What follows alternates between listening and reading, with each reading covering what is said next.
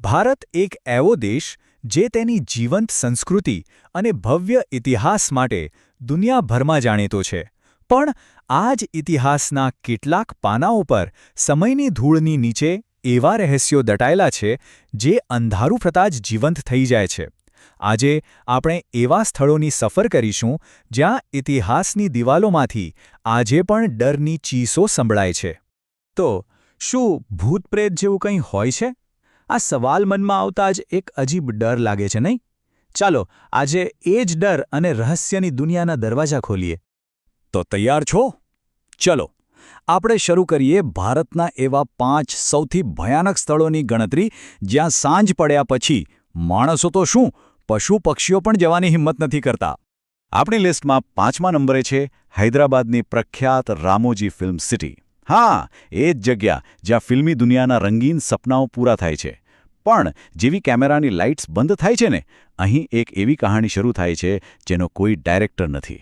કહેવાય છે કે આખી ફિલ્મ સિટી નિઝામ સુલતાનોની જૂની યુદ્ધભૂમિ પર બનેલી છે. વિચારો, અહીં હજારો સૈનિકોએ પોતાનો જીવ ગુમાવ્યો હતો અને એમની અતૃપ્ત આત્માઓ આજે પણ અહીં ભટકે છે. શૂટિંગ વખતે તો વિચિત્ર ઘટનાઓ થવી એકદમ સામાન્ય વાત છે. જેમ કે લાઇટ્સ અચાનક છત પરથી નીચે પડી જાય, અરીસા પર ઉર્દૂમાં કંઈક લખેલું દેખાય, અને એટલું જ નહીં, કોઈ અદૃશ્ય શક્તિ કલાકારોના કપડાં પણ ફાડી નાખે છે. ખાસ કરીને મહિલા કલાકારોએ તો ઘણીવાર ફરિયાદ કરી છે કે કોઈ તેમને ધક્કો મારે છે અથવા તેમના રૂમનો દરવાજો બહારથી ખખડાવે છે. ચાલો હવે આગળ વધીએ આપણા ચોથા સ્થાન તરફ. પુણેનો ભવ્ય શનિવારવાડા કિલ્લો. મરાઠા સામ્રાજ્યની શાન ગણાતો આ કિલ્લો તેની મજબૂત દિવાલો પાછળ એક રાજકુમારની દર્દભરી ચીસને સદીઓથી કેદ કરી લે બેઠો છે.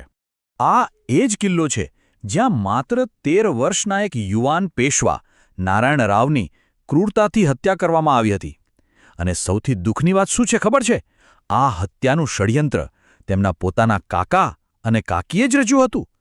એ માસૂમ રાજકુમાર હત્યારાઓથી બચવા આખા મહેલમાં પોતાનો જીવ બચાવવા દોડ્યો અને પોતાના કાકાને મદદ માટે પોકારતો રહ્યો.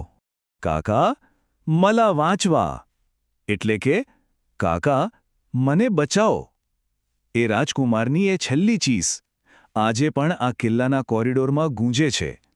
લોકોનું કહેવું છે કે દરેક પૂનમની રાત્રે એ દર્દભરી પોકાર એટલી સ્પષ્ટ સંભળાય છે કે સાંભળનારનું કાળજું કંપી જાય.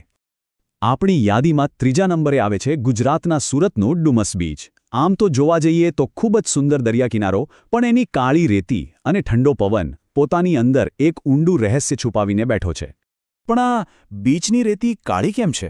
સ્થાનિકો માને છે કે આ જગ્યા સદીઓ પહેલાં એક હિન્દુ સ્મશાનગૃહ હતી. લોકોના અંતિમ સંસ્કાર પછીની રાખ બળવાથી આ રેતીનો રંગ કાળો પડી ગયો છે. અને કહેવાય છે કે જે આત્માઓને શાંતિ ન મળી તેઓ આજે પણ આ કિનારે ભટકે છે. અહીં રાત્રે આવનારા લોકોએ અનુભવ્યું છે કે જાણે કોઈ કાનમાં ધીમેથી કંઈક બોલી રહ્યું હોય. પણ સૌથી ડરાવણી વાત તો એ છે કે એવી ઘણી વાર્તાઓ છે જેમાં લોકો રાત્રે અહીં ફરવા નીકળ્યા અને પછી ક્યારે પાછા જ ના આવ્યા. અને હવે આપણે પહોંચ્યા છીએ નંબર 2 પર, રાજસ્થાનનું ભૂતિયા ગામ કુલધરા. સાંભળજો, આ કોઈ એક ઘર કે મહેલની વાત નથી. આ એક આખા ગામની વાત છે જે એક જ રાતમાં હંમેશા માટે વેરાન થઈ ગયું.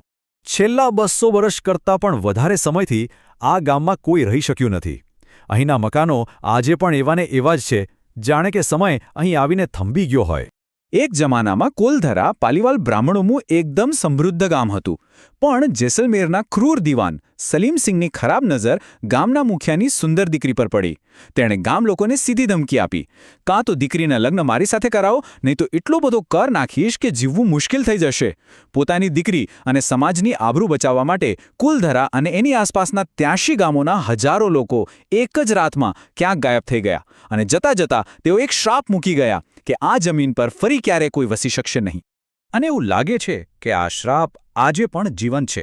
જે પેરાનોર્મલ ઇન્વેસ્ટિગેટર્સ અહીં રાત્રે રોકાયા છે ને, એમણે અચાનક તાપમાન ઘટી જવાનો અનુભવ કર્યો છે, વિચિત્ર પડછાયા જોયા છે અને બાળકોના રમવાના અવાજો પણ સાંભળ્યા છે, જાણે ગામના લોકો હજી પણ ત્યાં જ હોય. અને હવે આપણે આવી ગયા છીએ એ જગ્યા પર જેને ભારતની સૌથી ડરાવણી જગ્યાનો ખિતાબ મળ્યો છે. નંબર 1, ભાનગઢનો કિલ્લો.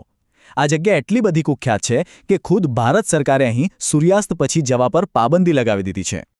આ કિલ્લાની બરબાદી પાછળ એક પ્રેમ અને નફરતની કહાણી છુપાયેલી છે. ભાનગઢની એક ખૂબસૂરત રાજકુમારી હતી, રત્નાવતી. એના પર સિંહિયા નામના એક તાંત્રિકનું દિલ આવી ગયું. હવે એ તાંત્રિકે રાજકુમારીને વશમાં કરવા માટે કાળા જાદુથી એક તેલ તૈયાર કર્યું. પણ રાજકુમારી બહુ હોશિયાર હતી. એને આખી યોજનાની ખબર પડી ગઈ. તેણે એ તેલ એક મોટા પથ્થર પર ફેંકી દીધું.